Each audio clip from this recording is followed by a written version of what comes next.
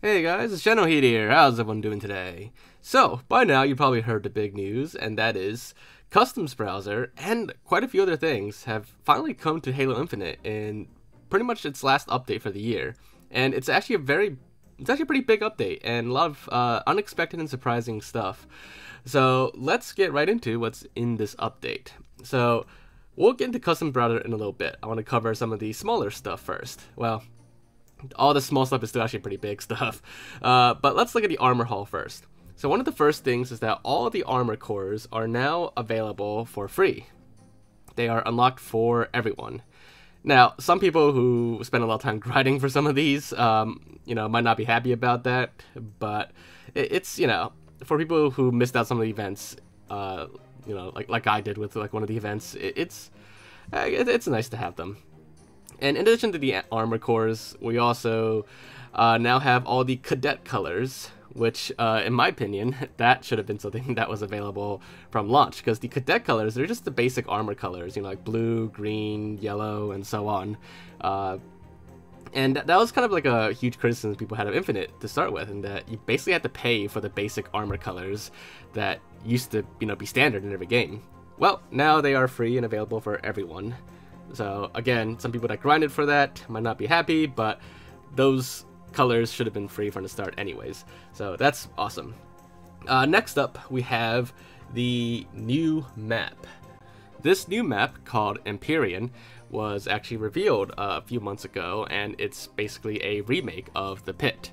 Completely rebuilt in Forge by 343, and now it's available in game. It took a little bit, but it's here now, and I must say, like, actually playing on it, the map is actually pretty cool. It definitely feels kind of like the original pit in many ways. Now I know some people didn't like the color scheme of it. I personally prefer like a brighter pit as well, like in Halo 3, but it's actually a pretty nice map. The results turned out pretty well, I would say. And it even comes with its own playlist in multiplayer, which is just matches on only this map. I haven't personally played it yet, but the playlist is there for people that just want to play games on this map.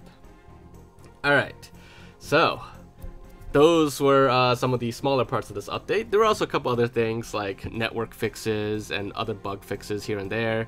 A lot of quality of life improvements, but you can read those all on Halo Waypoint if you want.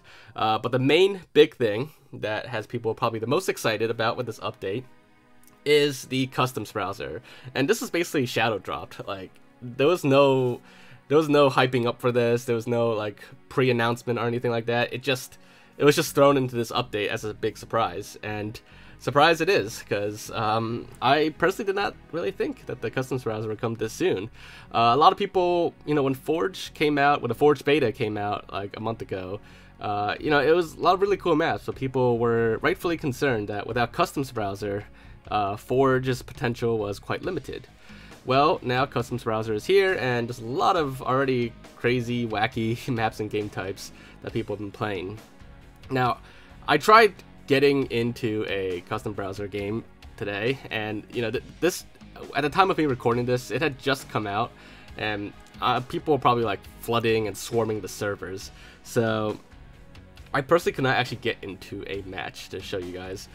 A lot of times I couldn't even join a lobby, and sometimes I would actually join, and it would get me to the loading screen, but I would be stuck on that loading screen forever. And unfortunately, I tried for quite a bit, but I just could not get into a game at the time. But I do see a lot of people actually in games already, so it is definitely working for some people, and I'm sure the servers will be improved over time, or something like that. But yeah, so a lot of really cool stuff for Halo Infinite is here finally, and hopefully you guys all enjoy it as well. But anyways, hopefully you guys enjoyed this video too, and if you did, make sure to leave a like. Leave your thoughts and comments. Let me know what you think about this new update. I mean, do you think this is what Halo Infinite finally needed? Is this going to help the population recover or anything like that? Just curious to hear your thoughts. Or do you think it's too little too late? I know some people probably still feel that way about Infinite stuff. So, like I said, definitely curious to hear your thoughts. But anyways, like I said, if you enjoyed this video, leave a like, leave your thoughts and comments, and make sure to subscribe if you haven't already. And I will see you all next time. Bye, guys.